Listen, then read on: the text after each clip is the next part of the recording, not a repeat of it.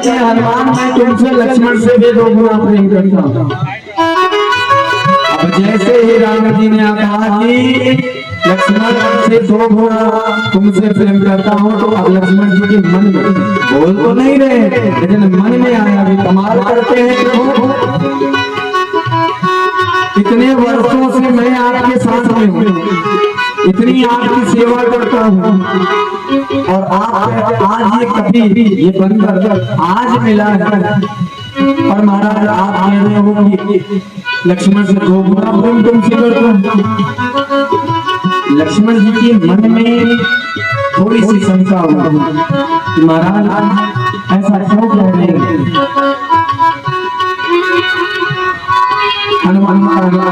लक्ष्मण जी की ये मना स्थिति राम जी समझ जाते हैं।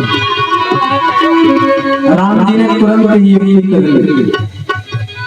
हनुमान जी ने कहा प्रभु आप चलिए, ऊपर सुग्रीव है पर्वत के ऊपर, महाराज आप वहां चलिए, आप उससे मित्रता करिए। प्रभु आप मित्रता करेंगे, वो जानकी मैया की फौज में आपका सहयोग करेंगे। राम जी ने कहा कि उसी को ले आओ यहाँ।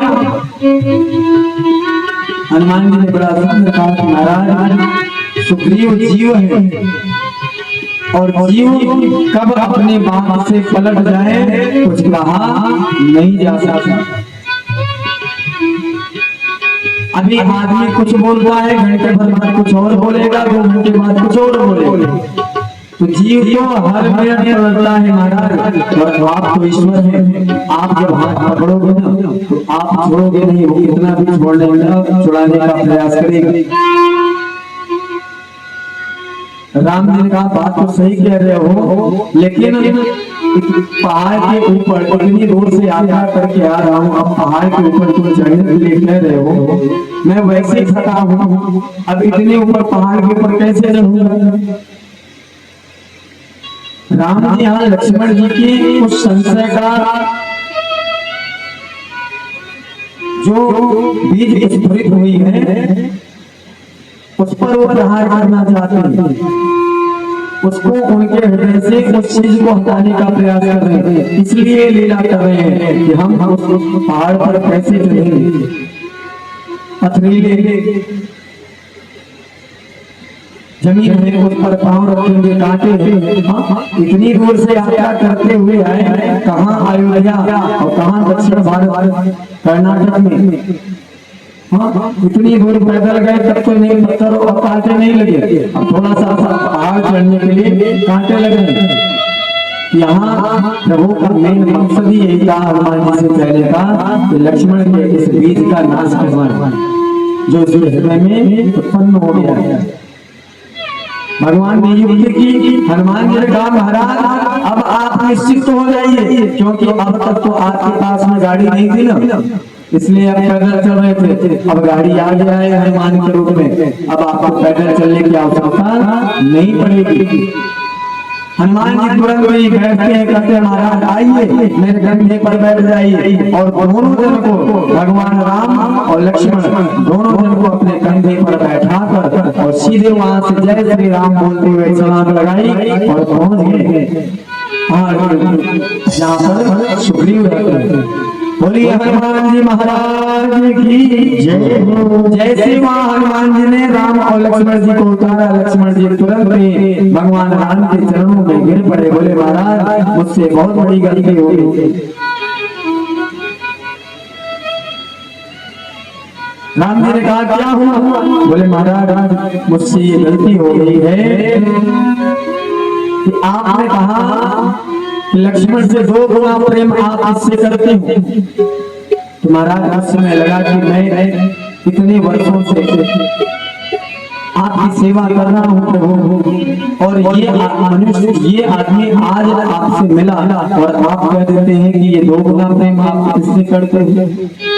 महाराज अब मैं जान गया कि क्यों 2 गुना आप प्रेम करते हैं। महाराज मैं तो सिर्फ आपका भार उठाता हूँ, ये तो आपके साथ में हमारा भी भार उठा लिया। बोलिए हनुमान जी महाराज की जय हो।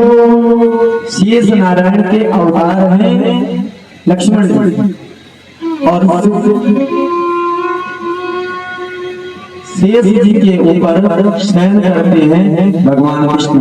ये भगवान राम क्या कहते हैं, महाराज मैं तो आपका एक भार उठाता हूँ, लेकिन ये आपके साथ में मेरा भार उठा लिए, इसलिए महाराज ये दो गुणे प्रेम करने योग्य हैं। और एक अर्थ इसका यह भी आता है कि भगवान शंकर के गृह में रुद्र हैं, अवतार है हनुमान जी, और भगवान शंकर के गले में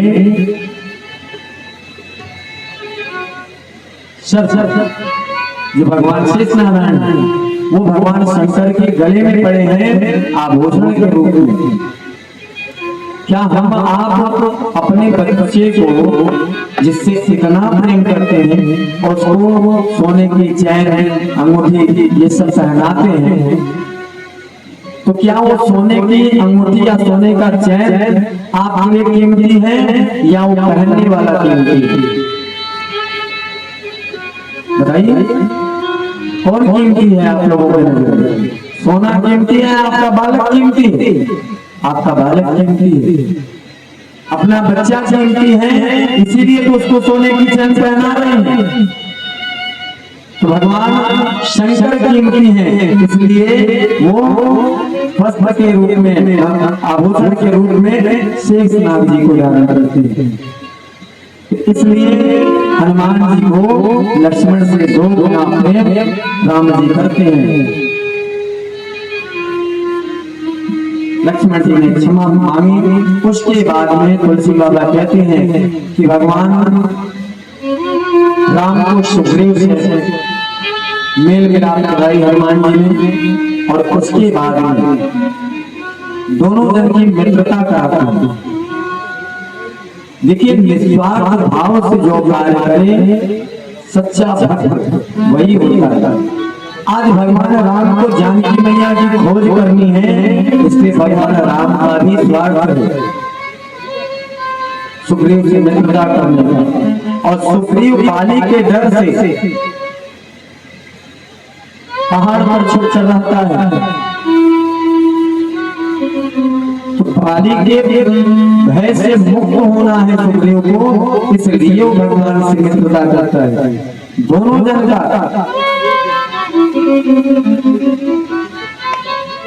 स्वार्थ है, लेकिन यहाँ पर पवन पुत्र हनुमान जी महाराज का कोई स्वार्थ नहीं। लकड़ी हनुमान जी ले आते हैं, लकड़ी में अग्नि है, लेकिन उसको जब तक पवन पुत्र जैसे निस्वार्थ भाव से कोई प्रयास नहीं करेगा तो उसमें अग्नि प्रज्वलित नहीं होने वाली। जब हम आप लकड़ी जलाते हैं किसी कार्य को करने के लिए तो कितने भाव से जलाते हैं, तभी वो होता है। तो आज हनुमान जी ने पापा को साक्षी मनवा कर राम और सुग्रीव जी की मित्रता कराती है। तुलसी बाबा कहते हैं दोनों जन मित्र बनने के बाद में प्राय हम आप भी यही करते हैं कि जब दो मित्र बैठते हैं आपस में तो कुशल क्षेम पूछते हैं, क्यों दोनों बताओ सब घर परिवार राजी खुशी है, हाँ पूछते हैं। वैसे ही भगवान राम ने सुग्रीव से पूछा है, सुग्रीव आप इतना व्यथित क्यों रहते हैं? आप इस किंधा के राजा हैं, इस पहाड़ पर इस पर्वत पर आकर क्यों रहते हैं महाराज? तब सुग्रीव ने अपनी सारी बात बताई, बोले महाराज हमारा बड़ा भाई है बाली है, और बाली के डर के कारण मैं इस पर्वत पर रहता हूँ, क्योंकि महात्माओं का श्राप है बाली के ऊपर कि इस पर्वत की सीमा में बाली अगर आएगा तो वो नष्ट हो जाएगा, वो मारा जाएगा प्रभु, इसलिए बाली यहाँ नहीं आता है। प्रभु ने कहा बाली पैर क्यों करता है आप? अब सुग्रीव ने बताया, बोले महाराज एक राक्षस था, उसका और बाली भैया का भयंकर युद्ध हुआ। युद्ध होते होते पहाड़ की गुफा के अंदर दोनों घुस गए। 15 दिन तक युद्ध चलता रहा। 15 दिन बाद उस गुफा में से बहुत भयंकर तरीके से रुधिर का प्रवाह होने लगा, रुधिर बहने लगे। बोले महाराज उस रुधिर को देखकर मैं घबरा गया। मुझे लगा कि बाली भैया का उस राक्षस ने अंत कर दिया है, क्योंकि राक्षस मायावी थी। इस डर से महाराज मैंने गुफा के दरवाजे पर बहुत बड़ी शिला रखी और शिला रखकर वहां से मैं चुपचाप चला आया और आकर किष्किंधा का राज्यभार संभाला। 2-5-10 दिन बीते थे महाराज, कभी बाली भैया आए और उन्होंने मुझे राजगद्दी पर बैठा देखा तो क्रोध में आकर मुझे मारने के लिए दौड़ पड़े। महाराज तब से मैं उनके डर से इस पर्वत पर रहता हूँ और महाराज मेरी पत्नी भी बाली भैया ने छीन ली है। मेरी जो भी चीज थी सारी की सारी बाली भैया ने छीन लिया, मुझे कुछ भी नहीं दिया महाराज। तुलसी बाबा कहते हैं कि भगवान राम ने उस समय सुग्रीव से कहा, सुग्रीव आप मेरे मित्र हैं और मित्र का कष्ट अगर मित्र न हरे तो फिर मित्र का है। मैं आप लोगों को कहना चाहूँ कि सच्चा मित्र वही होता है जो अपने मित्र के सुख में एक बार कदम पीछे ले ले। सुख में अपने मित्र के सुख में एक बार कदम पीछे ले ले। अगर दुख पड़े मित्र के ऊपर ना तो हमेशा उसके साथ खड़े रहे। सच्चा मित्र वो अवसर वादी वाली पता नहीं करनी चाहिए। आज राम जी तैयार हो जाते हैं कि मित्र तेरे ऊपर दुख आया है तो पहले मैं तेरे दुख का अंत करूंगा और मैं तुमको ये वचन देता हूँ, सुनो सुग्रीव बाली एक ही बार, सुनो सुग्रीव मारी हो बाली एक ही बाण, ब्रह्म रुद्र शरणागत गए न ओरहि प्राण। हे सुग्रीव मैं तुम्हें वचन देता हूँ कि एक बाण में ही बाली को मारूंगा, चाहे वो ब्रह्मा विष्णु महेश किसी के भी शरण में चला जाए, लेकिन मैं बाली को नहीं छोड़ूंगा।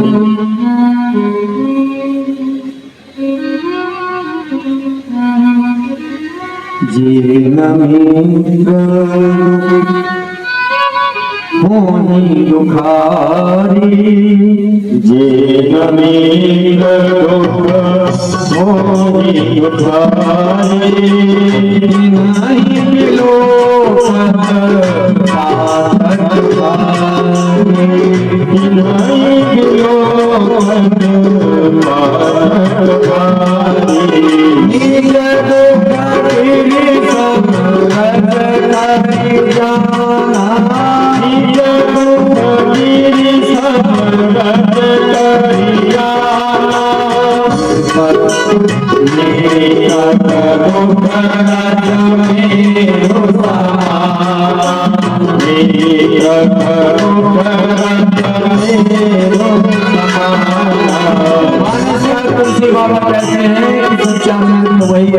वही है जो अपने मित्र के दुख को मेरू पर्वत के समान माने और उसके साथ हमेशा तत्पर होकर खड़ा रहा। आगे बड़े सुंदर ढंग से राम जी ने सुग्रीव को आश्वासन दिया। सुग्रीव के मन में फिर भी विश्वास नहीं हो पा रहा है, ये कैसे मारेंगे।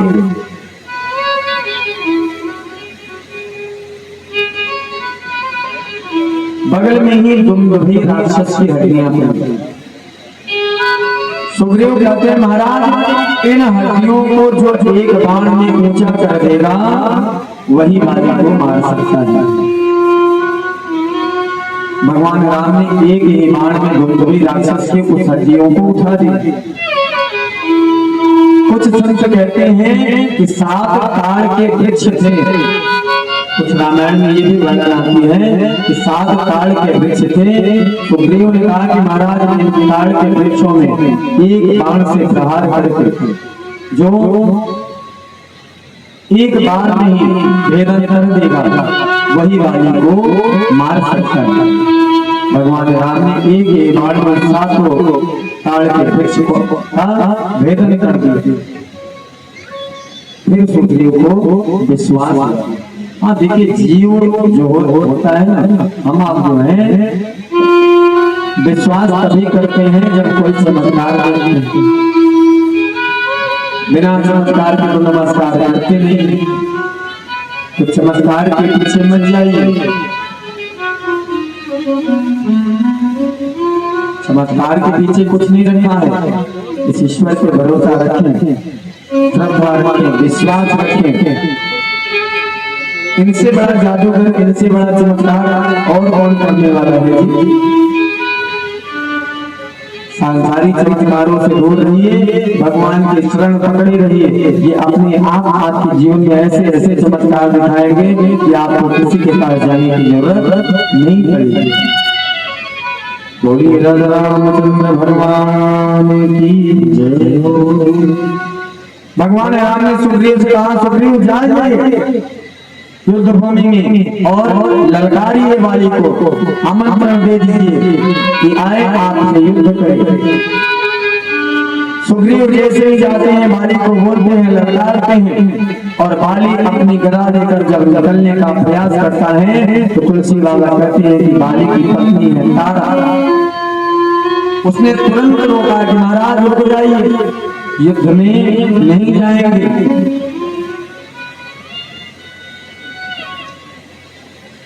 बाली ने कहा क्यों? बोले महाराज मैंने सुना है पति मिले हो सुग्रीवा,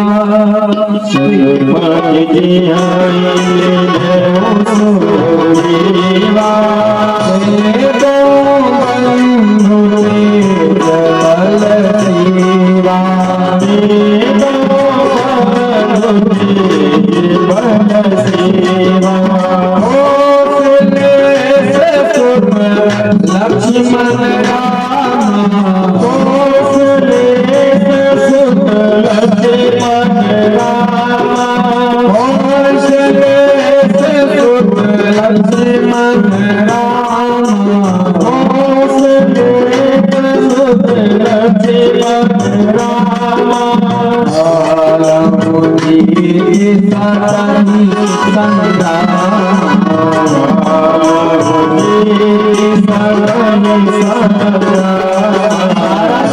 महाराज मैंने सुना है कौशले के सुत राम और लक्ष्मण सुग्रीव से मिले हैं। महाराज राम और लक्ष्मण कोई साधारण पुरुष नहीं है, वो स्वयं काल पर भी विजय प्राप्त कर लेते हैं।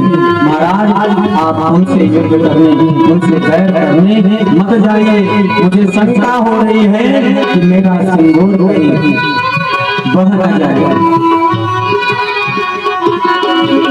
उस समय बाली बहुत विरोध करता है और तारा से कहता है करे भीरू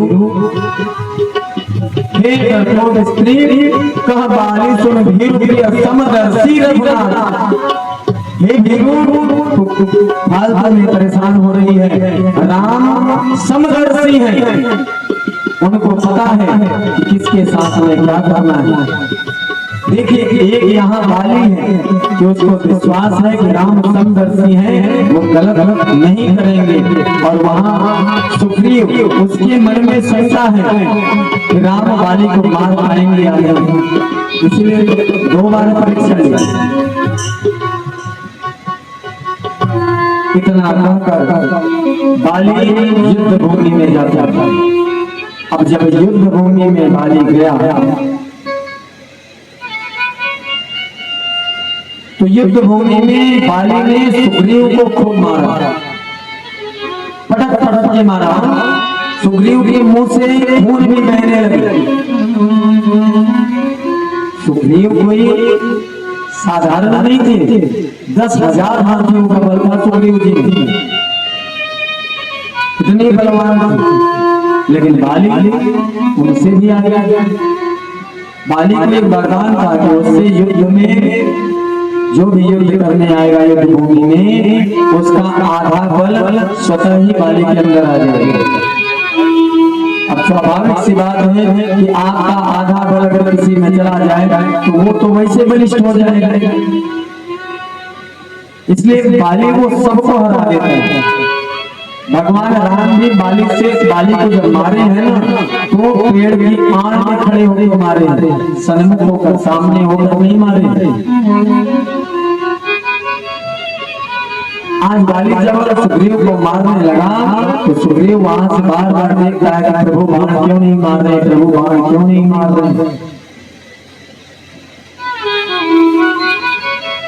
प्रभु की ओर बार बार सुग्रीव देखता है। अंतिम में वहां पर जब थक हार गया मार खा के, तब सुग्रीव वहां से भागा और भागकर भगवान राम के पास पहुंचा।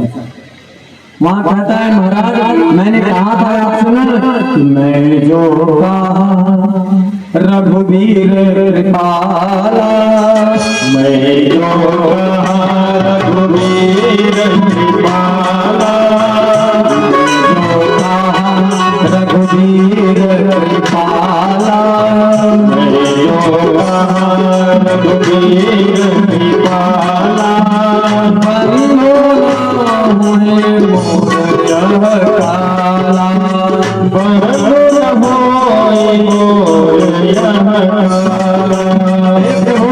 मैंने आपसे पहले ही कहा था ये मेरा भाई नहीं, ये मेरा काल है।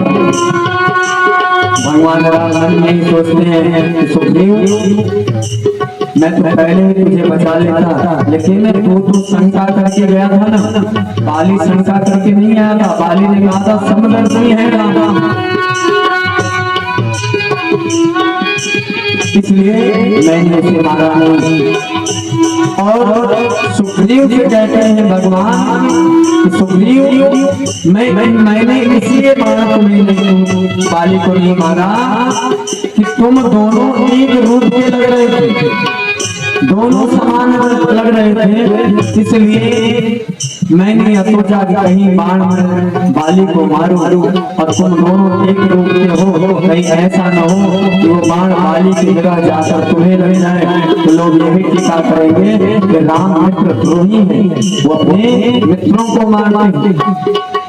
इसलिए मैंने बाण नहीं मारा। जो परमात्मा पूरे ब्रह्मांड में जितने भी जीव हैं उन सबका मुख बनाते हो, क्या उनको बाली और सुग्रीव में फर्क नहीं है? उन्हें नहीं पता चलेगा? भगवान सब जानते थे। भगवान ने बस इसीलिए बाण नहीं मारी कि भगवान ये चाहते थे कि सुग्रीव तू भी बाली की तरह दृढ़ बन, मेरे ऊपर विश्वास कर। एक रूप तुम भ्राता दो कहीं भ्रमण के नहीं मारा शो, तुम दोनों एक रूप थे इसलिए नहीं। हाँ लो एक ये पुष्पों का हार, ये पुष्पों की माला, इसको लो और पहनो।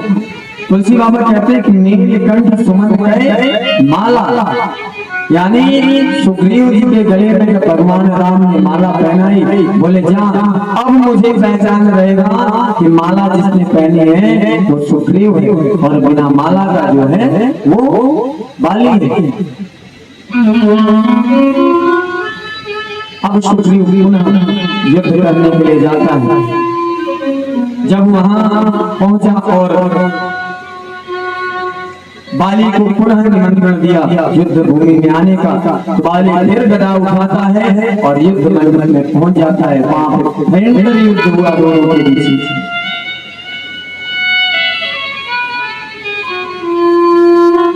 इस बार सुग्रीव युद्ध तो कर रहा है बाली से, परंतु ध्यान उनका बार बार राम जी के ऊपर जाता है।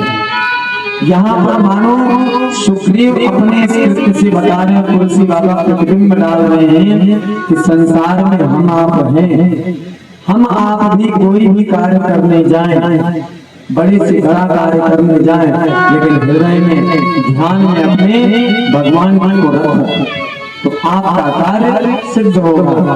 आज जब दूसरी बार सुग्रीव गए हैं युद्ध करने के लिए, तो सुग्रीव बार बार भगवान की तरफ देखते हैं। तब भगवान ने कहा कि अब भक्त मेरे ऊपर विश्वास किया है, इसलिए अब बाली को तो मरना पड़ेगा। तुलसी बाबा कहते हैं कि मारा बाली राम तब हृदय माध सर्वदान। भगवान राम ने एक ही बाण में बाली का संहार कर दिया। राजा रामचंद्र भगवान की जैसे भगवान ने बाण मारा वैसे ही बाली जमीन पर गिर पड़ा। भगवान राम दौड़कर आए और बाली के सिरहाने खड़े हो गए। बाली ने ऊपर निगाह करके देखा राम जी को, बोले आए हैं प्रभु। हृदय प्रीति वचन कठोरा बोला राम की ओर। हृदय में तुलसी बाबा कहते हैं हृदय में तो बाली प्रीति रख रहा है भगवान से, लेकिन वचन जो कह रहा है वो कठोर कह रहा है। कहते हैं महाराज आपने मुझे क्यों मारा, मैंने आपकी कौन सी गलती कर दी थी जो प्रभु आपने मुझे मारा। महाराज आप तो समदर्शी हैं, आप मुझे क्यों मारा। महाराज मैंने ऐसी तो कोई गलती की नहीं। भगवान राम बार बार उसको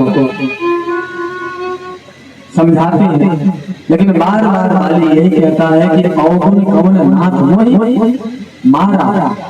महाराज आप मुझे मारे हो, मेरे अवगुण तो बताइए किस कारण से मारा है आपने मुझे। तब भगवान राम ने बड़ी सुंदर बचनों में बाली को कहते हैं कि बाली तू जानना चाहता है ना कि मैंने तुझे क्यों मारा, तो सुन अनुज बधो भगनी सुंदरी, अनुज बधो भगनी सुंदरी, अनुज बधो भगनी सुंदरी, अनुज बधो भगनी सुंदरी। सुन सत कन्या समाये प्यारी, सुन सत कन्या समाये प्यारी। अनुज बधो भगनी सुंदरी, अनुज बधो भगनी सुंदरी, अनुज बधो भगनी सुंदरी, अनुज बधो भगनी सुंदरी। कन्या समाये प्यारी, सुनो सकन्या समाये प्यारी। तुलसी बाबा कहते हैं कि भगवान राम ने बाली से कहा कि बाली सुन कि तुझे मैंने किस कारण मारा। कन्या भगनी सुत की पत्नी, छोटे भाई की पत्नी हो, खुद की कन्या हो यानी पुत्री हो, खुद की बहन हो और पुत्र की पत्नी, चार लोगों के विषय में बताया है। राम जी ने बोला कि इन चारों को जो दृष्टि से देखने लगा उसको मारने में कोई पाप नहीं। और तू पूछता है ना कि तूने कौन सा पाप किया है, तो तूने सबसे बड़ा पाप किया है कि अपने भाई की पत्नी को अपने शयन कक्ष में रखा है। सुग्रीव की पत्नी को बाली ने जबरदस्ती कैद कर रखा है। बोले तूने अपने भाई की पत्नी को गलत दृष्टि की है, इसलिए तू पाप के योग्य है। मैंने तुझे मारा इसलिए कि तू पापी है। और जैसे पापी है शब्द बोला राम जी ने, तुरंत बाली ने कहा महाराज क्या बोल रहे हैं? महाराज आप वशिष्ठ महात्मा के शिष्य हैं, आपने उनसे शिक्षा ली है महाराज, आप व्याकरण बोल रहे हैं। महाराज पापी था, पापी हूं नहीं। महाराज अगर पापी होता तो आप मेरे सन्मुख नहीं खड़े होते। महाराज मेरे पाप का अंत हुआ, जैसे ही आपने बाण मारा मेरे पाप का अंत हुआ, इसलिए तो आप सन्मुख आके खड़े हो। जैसे ही यह सोच राम जी ने सुना तो राम जी ने कहा कि अचल करो तन राखो प्राणा, कहो तो मैं तुझे जिंदा कर दूं।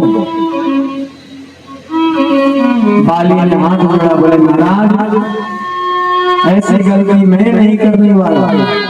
राम जी ने कहा क्यों? बोले महाराज जन्म जन्म मुनि जतन कराही, बड़े बड़े योगी, बड़े बड़े मुनि, बड़े बड़े महात्मा जन्म जन्मांतर तक आपके नामों का रटन करते रहते हैं महाराज, अंतिम समय में उनको आपका नाम नहीं आता। महाराज मेरे सन्मुख आप खड़े हैं और मुझसे कह रहे हैं महाराज मैं अमर हो जाऊंगा, कहो तो मैं तुम्हें जिंदा करूं। महाराज ऐसी गलती मैं नहीं करूंगा। जन्म जन्म मुनि जतन कराई, जन्म जन्म मुनि जतन कराई, जन्म मुनि जतन कराई, अंत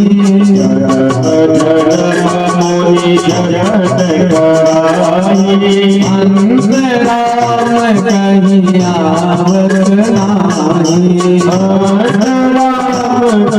आवत नाही। राम जय राम जय जय राम, श्री राम जय राम जय जय राम, श्री राम जय राम जय जय राम, श्री राम जय राम जय जय राम, श्री राम जय राम जय जय राम, श्री राम जय राम जय जय राम, श्री राम जय राम जय जय राम, श्री राम जय राम जय जय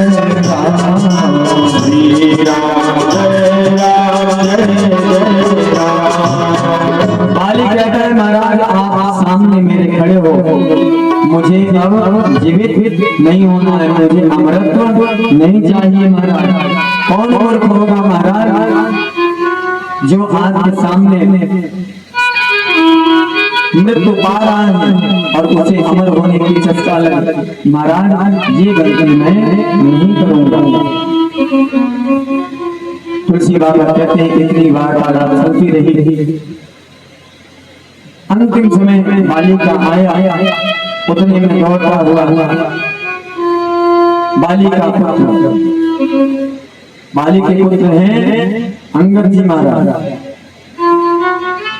अंगद जी महाराज जैसे ही आते हैं तुलसी बाबा कहते हैं कि अंगद जी भी बहुत बलवान है।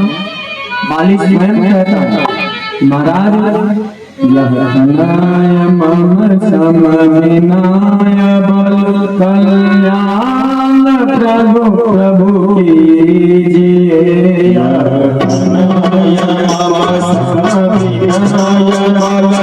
कल्याण प्रभु प्रभु कीजिए,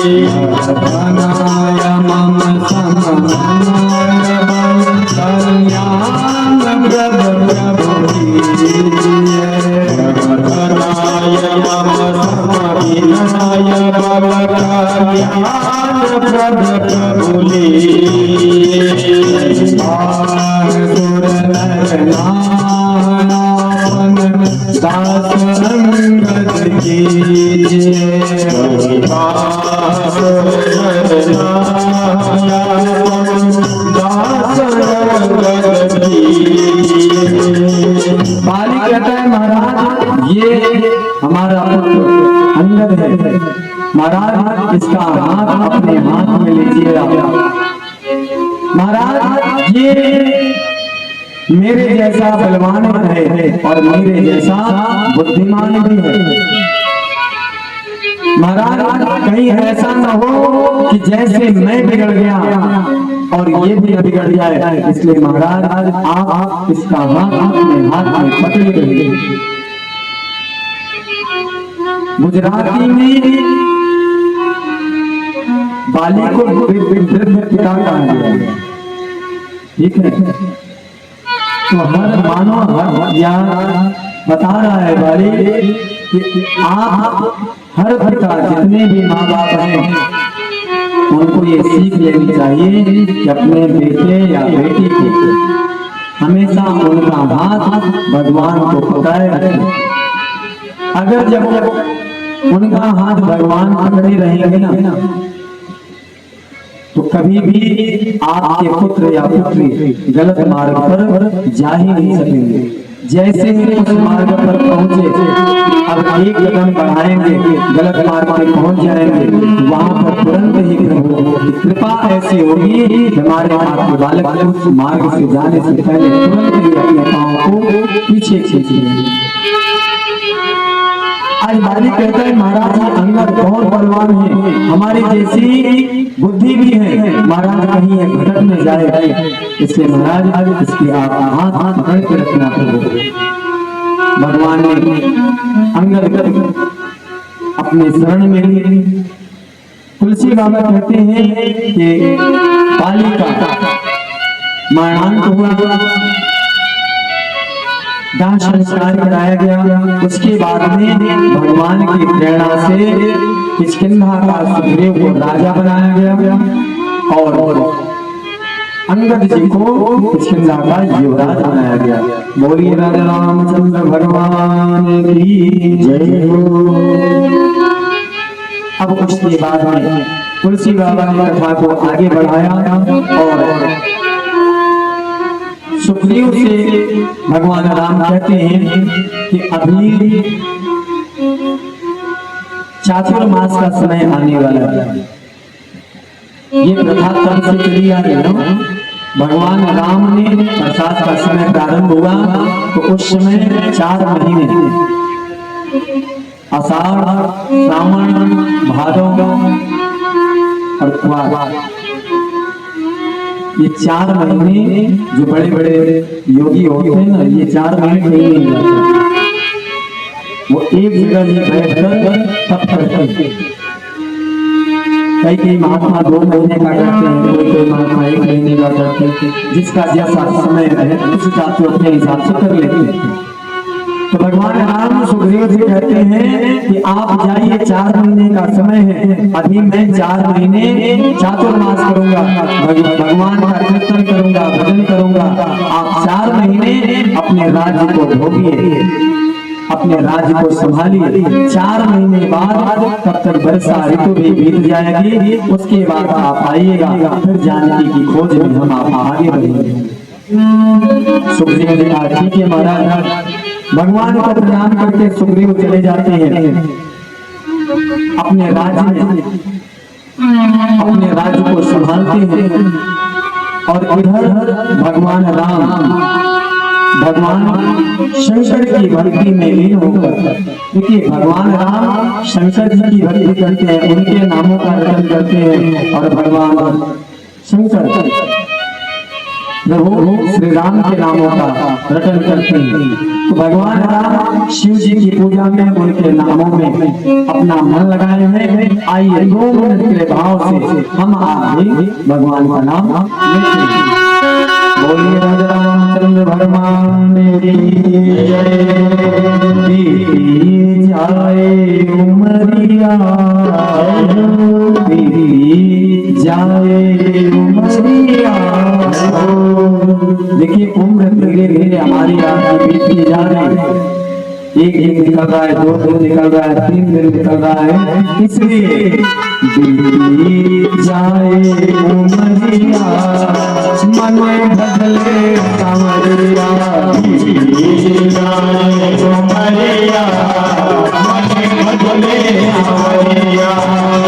आए तुमरिया भजले सामरिया आए सुमरिया भजले सवरिया भजले सामरिया मन भजले सामरिया सावरिया मन भजले सावरिया भजले सामरिया मन भजले सामरिया सावरिया मन भजले सावरिया भजले सामरिया भजले सावरिया भजले सावरिया भजले सावरिया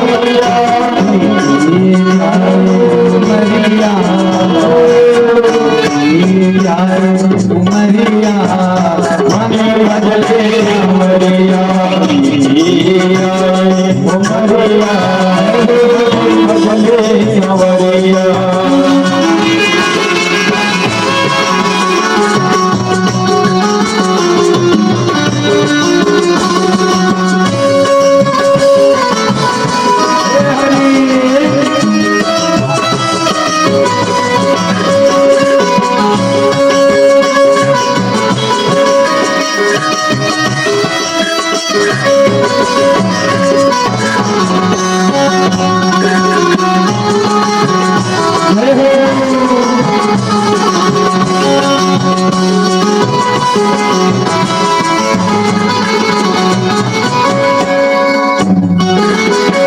माया ने सागर माया माया ने सावर माया माया ने सागर माया माया ने सावर माया वालापन से खेल गवाया वालापन हंस खेल गवाया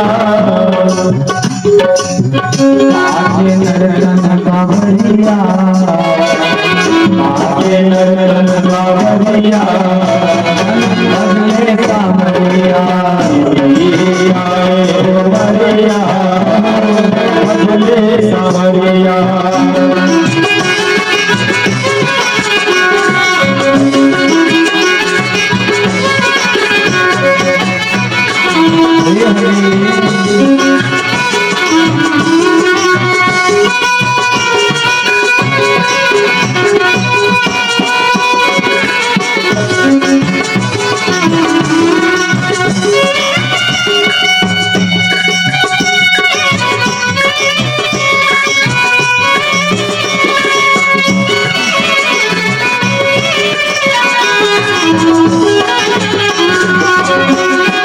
हरे हरे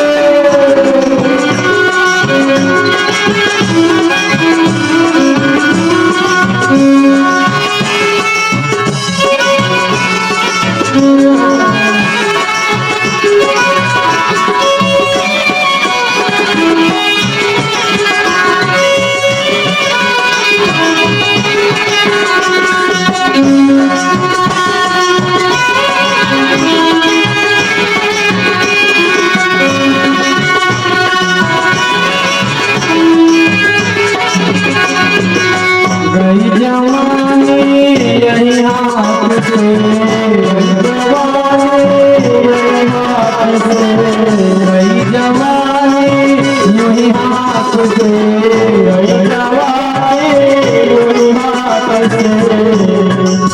प्रेम हुआ नहीं रघुनाथ से प्रेम हुआ नहीं रघुनाथ से अब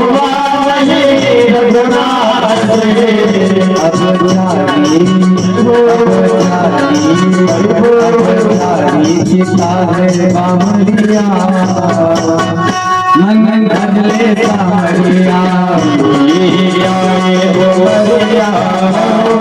भजले सावरिया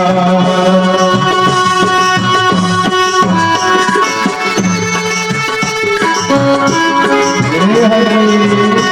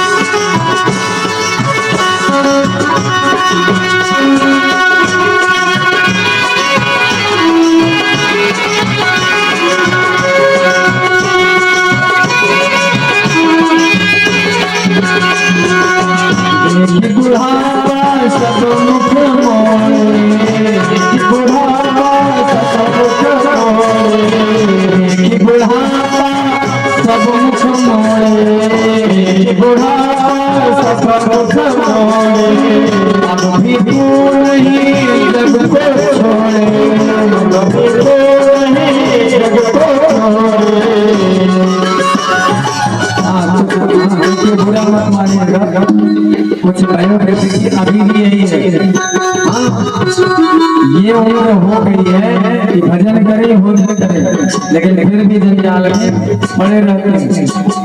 कुछ लोग चलते रहते हैं, पुत्र पुत्री बहू सभी लोग कहते हैं अरे पिताजी आप भजन करिए, हम लोग है ना करेंगे सब, लेकिन नहीं उनका दिल नहीं मानता है, फिर भी वो लगे रहते हैं। देवी बुढ़ापा शब्द मुख मोहे, देवी बुढ़ापा अब भी तो वही जग को छोड़े, अब भी तो वही जग को छोड़े।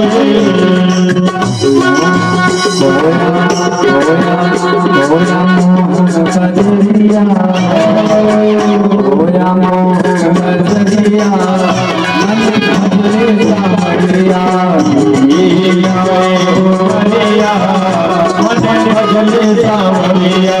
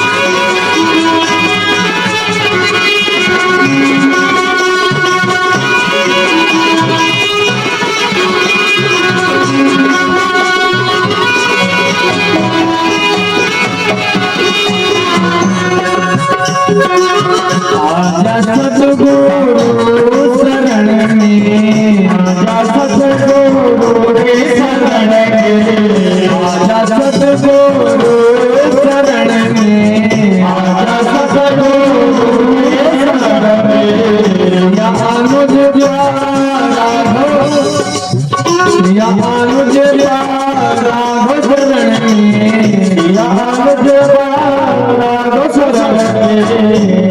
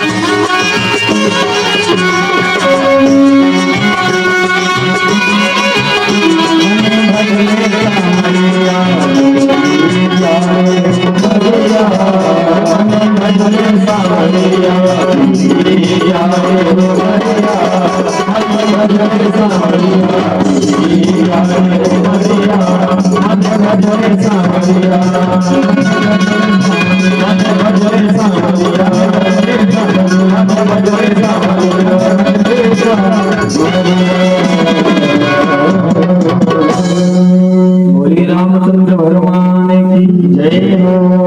जब भी मौका मिले मौके को चूकना नहीं, तुरंत भगवत भजन प्रारंभ कर दीजिए, नाम लेना प्रारंभ कर दीजिए। मौका अवसर चूकना नहीं, अवसर चूकेंगे तो फिर गाड़ी निकल जाएगी। भगवान राम 4 महीने के बाद जब समय और भी व्यतीत होने लगा तब लक्ष्मण जी से कहते हैं कि लखन सुग्रीवं मुनि सराई आवा राजकोष पुरनारी। लक्ष्मण सुग्रीव को राजकोष पत्नी राज्य पाकर मुझे तो बिसर ही गया।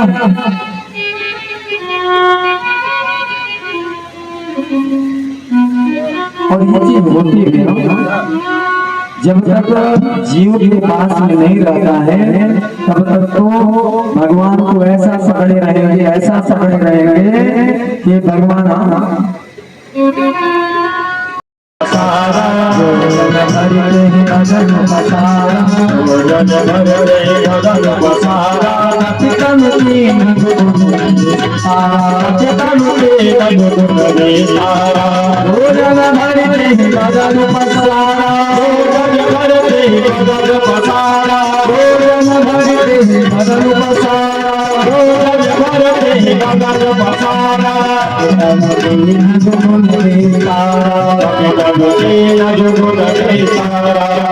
बाबा कहते हैं कि जो जब सुरसा ने अपना मुख खोला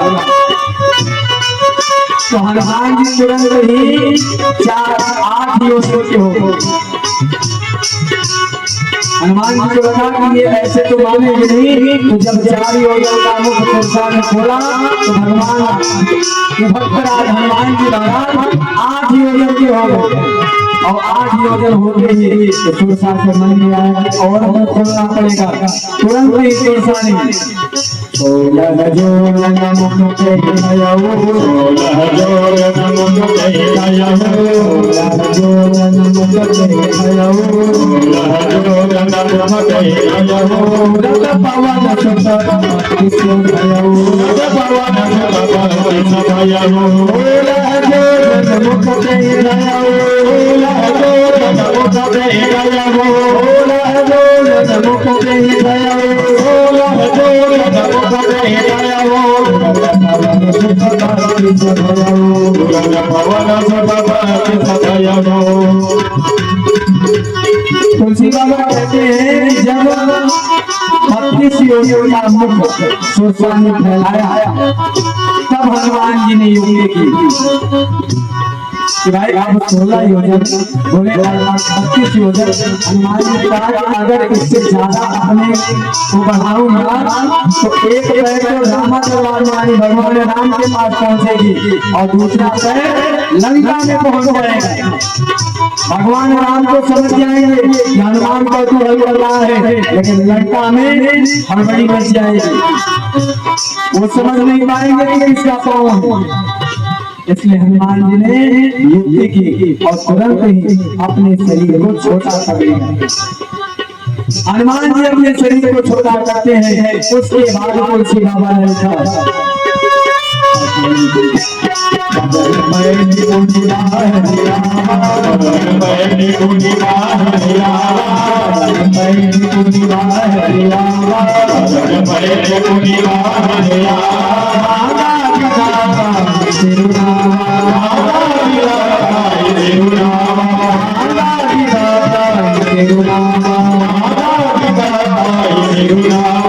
हनुमान जी तुरंत ही अपने शरीर को छोटा किया। मत्स्य समान रूप एकदम छोटा सा रूप लेकर और मुख के अंदर प्रविष्ट हुए। मुख के अंदर चारों तरफ चक्कर लगा के पुनः वापस आ गए, क्योंकि हनुमान जी को पता है कि 32 योजन का मुख बंद होते होते टाइम लगेगा, उतने में तो मैं घूम के चक्कर लगा के वापस आ जाऊंगा। हनुमान जी ने यही युक्ति की, मुख के अंदर गए और वापस आ गए। बोले नैया अब तो मान लो कि हाँ आपने बड़े बदल लिया, मैं आपके मुख के अंदर जाके वापस आ गया।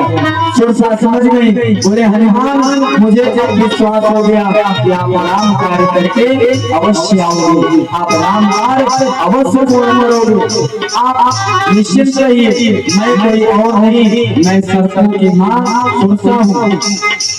मुझे देवताओं ने भेजा था आपकी बल और बुद्धि की परीक्षा लेने के लिए महाराज आप बल और बुद्धि के भंडार हो, आपकी बहुत परीक्षा ले सकता है महाराज। आप स्वयं बल और बुद्धि के धनी हो। जाइए महाराज, आप राम कार्य करने में अवश्य सफल होंगे। बोलिए राजा रामचंद्र भगवान की जय।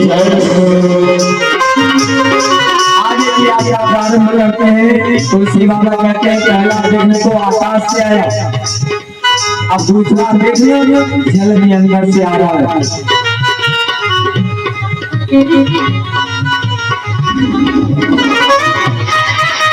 समुद्र के अंदर एक राक्षसी है, उसकी आदत है कि उसके ऊपर से कोई उड़ता है तो वो परछाई पकड़ लेती और परछाई पकड़ के उस जीव को अंदर खींच लेती,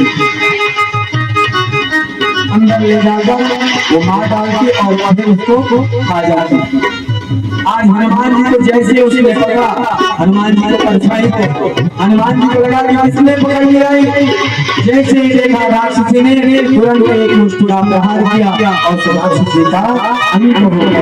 बोले हनुमान जी महाराज की जय हो। अब आगे बढ़े।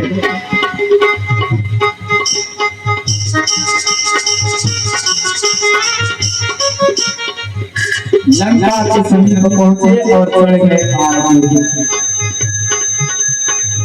ये तीसरा पर्वत चढ़ा है हनुमान जी। अब वहां चढ़कर और लंका का दर्शन कर रहे हैं। लंका का दर्शन जो हनुमान जी ने किया, तुलसी बाबा ने कलम से किया कि लंका कैसी लग रही है।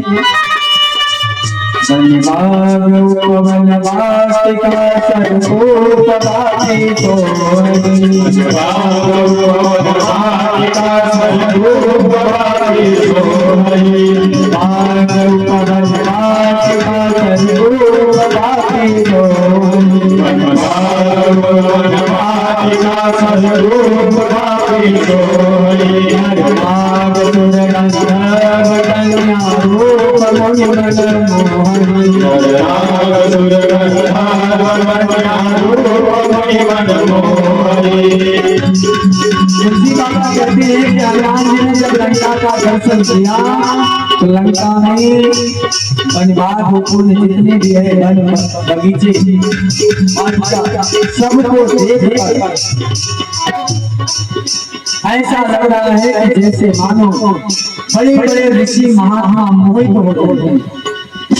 ऐसी लंका की व्यवस्था है। देखिए जो भोगी आदमी होते हैं वो हर चीज का ध्यान रखते हैं। रावण भोगी है, वो हर चीज का सावधानी से ध्यान रखता है। अब आज का जो समय चल रहा है उसमें पढ़े लिखे लोग ध्यान देते हैं। भोगी लोग जो होते हैं वो भोग में ही विलासिता में ही लगे रहते हैं। अब जो सत्संग करते हैं, जो अच्छी पढ़ाई करते हैं, वो लोग ही अब इन सब बातों पर ध्यान रखते हैं और वो ध्यान रखते हैं तो पूरी सात्विकता के अनुसार चलते हैं। रावण ने जो किया है वो भोग विलासिता के अनुसार। तुलसी बाबा कहते हैं कि इतनी सुंदर व्यवस्था की है रावण ने कि बड़े बड़े ऋषि महात्मा मोहित हो जाते। वहां की जो स्त्रियां हैं, कन्याएं हैं, स्वर्ग में बैठे देवता मोहित हो जाते, इतनी सुंदर। उन सबको देखकर हनुमान जी क्योंकि हनुमान जी को क्या मतलब इन सब सौंदर्य को देखिए, उनको तो भक्ति की खोज में गए हैं, उन्हें भक्ति का दर्शन करना है, उन्हें इन भोग विलासिता का दर्शन इनको नहीं करना है। हनुमान जी सोचिए अंदर कैसे प्रविष्ट हो जाए। पर्वत पर बैठे बैठे सोच रहे हैं क्या किया जाए, क्या उपाय करें। फिर सोचा कि चलो रात होने दो, क्योंकि कहीं किसी के नगर में किसी के घर में प्रविष्ट होना है तो दिन में थोड़ी नहीं घुसा जाता है, तो रात में इंतजार करते हैं रात में घुसेंगे। तो यहाँ हजूरे से तो जा ले गए हनुमान जी, चोरी से जा रहे हैं तो रात का इंतजार कर रहे हैं। तुलसी बाबा कहते हैं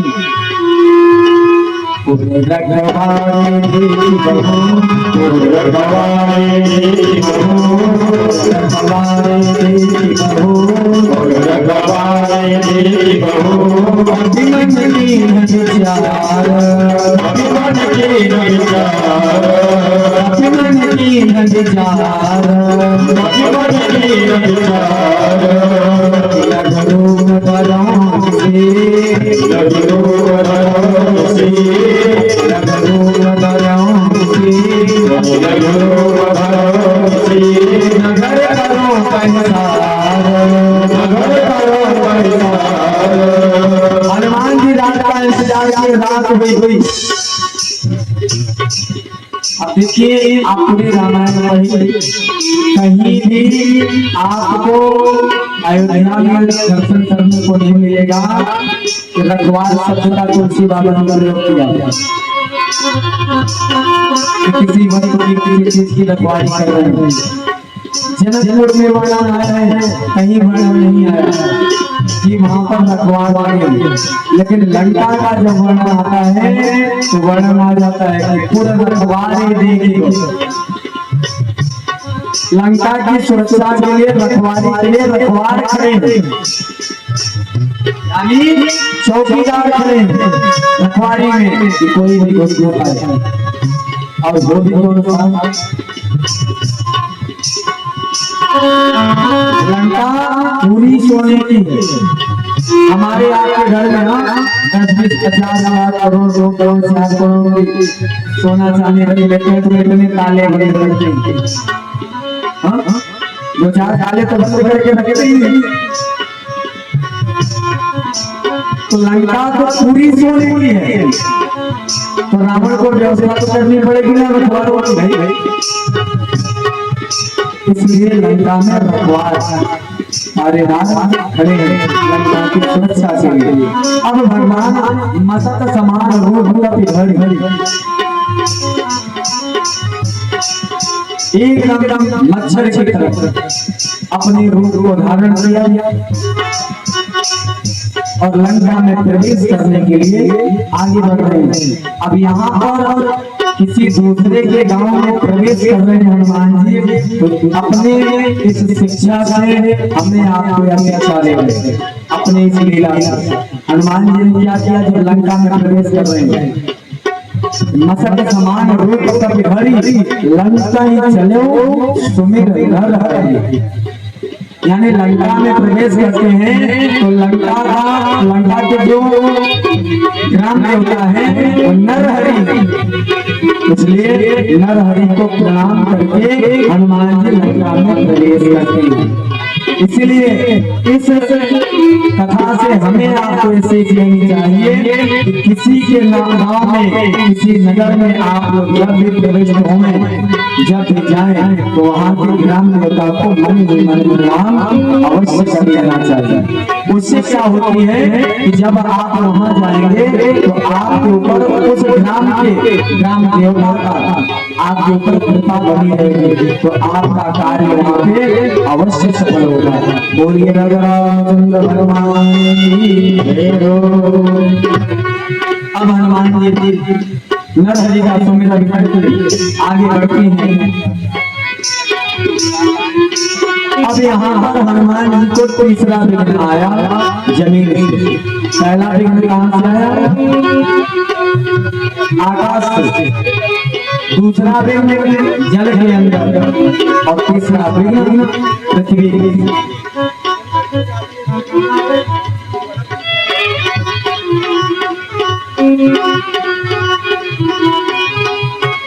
आज 8वां दिन है, आज 8वां दिन है। आज तक तो आज थोड़ी हम सोच रहे हैं कि थोड़ी देर तक की जाए, क्योंकि हनुमान जी को तो राम जी के पास पहुंचाना भी है ना। तो आप लोग बैठे रहिएगा। कौन कौन बैठे रहिएगा? सब लोग ठीक है, बैठे रहिएगा। उठिएगा, हनुमान जी को राम जी के पास पहुंचा देंगे। उसके बाद फिर हम आप पार्टी की ओर बढ़ेंगे, क्योंकि समय हो गया है, इसलिए कह रहा हूं। और एक कल की विशेष सूचना, आप लोग ध्यानपूर्वक सुनिएगा। कल आप लोगों को 11 बजे कथा प्रांगण में आना है, क्योंकि कल की कथा 11 बजे से 2 बजे तक ही होगी। क्योंकि 2 बजे के बाद में जो भी भंडारे का व्यवस्था है वो प्रक्रिया की जाएगी। तो इसलिए आप लोगों को कथा श्रवण करने के लिए टाइम का विशेष ध्यान रखना है। 11 बजे कथा प्रारंभ हो जाएगी और 2 बजे पूर्ण हो जाएगी। बोलिए राजा रामचंद्र भगवान की जय हो।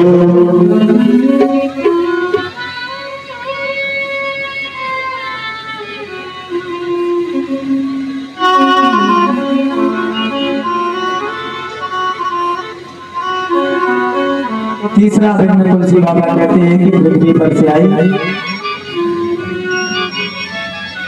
लंकनी के लिए। तुलसी बाबा ने नाम उसका लंकनी बताया है। नाम लंकनी एक निश्चरी। लंकनी लंका के द्वार पर खड़ी है। जब हनुमान जी देखिए रावण का रचना देखिए कितना दिमाग में है कि द्वार पर लंका की पहरेदारी के लिए लंकनी को खड़ा करता है। और लंकनी कैसी पहरेदार है कि एकदम मच्छर के समान हनुमान जी अपने स्वरूप को धारण किए हैं और जा रहे हैं अंदर। और लंकनी उनको पहचान करके देख जाती है। इतनी जबरदस्त व्यवस्था रावण किया। तुरंत रोकती है, कौन है, कहां जा रहा है? हनुमान जी देखिए, अरे भाई हाँ मच्छर के समान हम बने हुए हैं, ये इतने पर भी पहचान।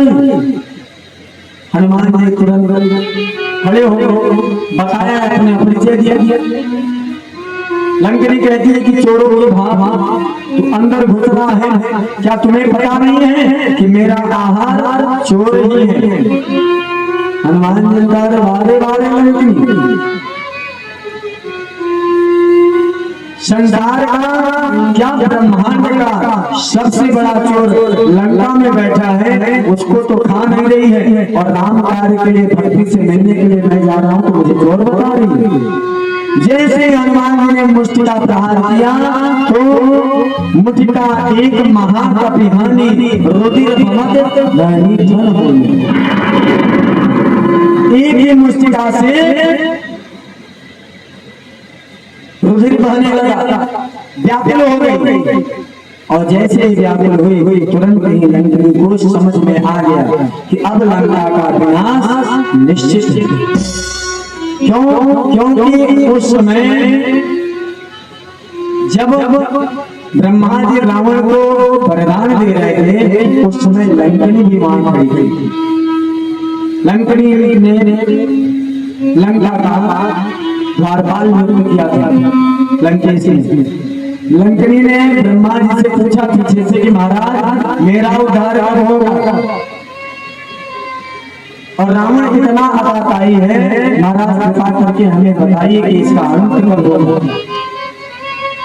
तो ब्रह्मा जी ने उस समय लंकनी से कहा, लंकनी राम कार्य के लिए जब एक कपि लंका आएगा और तुम्हारे ऊपर प्रहार करेगा, उसके एक ही मुष्टिका से जब तुम अचेता अवस्था में पहुंच जाना तो समझ जाना कि अब लंका का विनाश प्रारंभ हो चुका है। बोलिए राजा रामचंद्र भगवान की।